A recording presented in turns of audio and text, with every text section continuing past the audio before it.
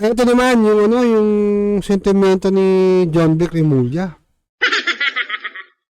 Kay Trillanes.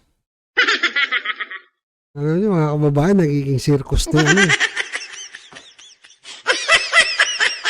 Nagiging circus na po yung politika sa atin.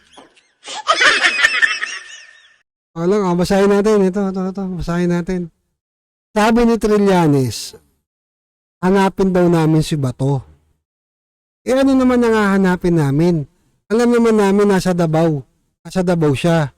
Pero wala naman warrant of arrest. Yan sabi ni John Vic Rimulya. Ni SILG. No? Kaya bakit namin siya hanapin? Bakit namin siya arestuhin? Yun sabi ni John Vic. Kung gusto niya, mag-citizen arrest siya. Kung tingin niya, may warrant. Sabi niya kasi may warrant eh. Di siyang mag-aresto.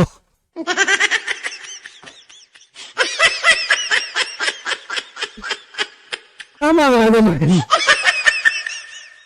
Ito si Trillanes na overpower na din to eh.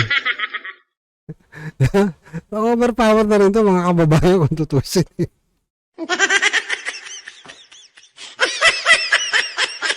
Ewan ko dito kay Trillanes.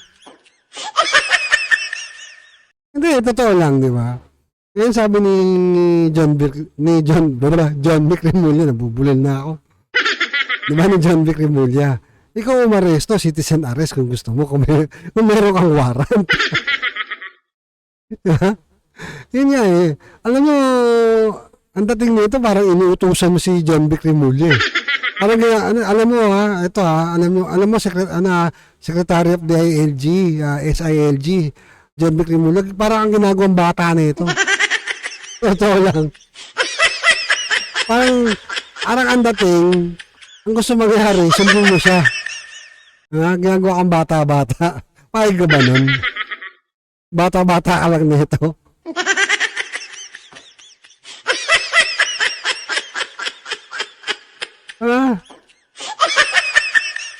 Anyway, yung ano man, di ba? Subukan niya siya umaresto sa Davao.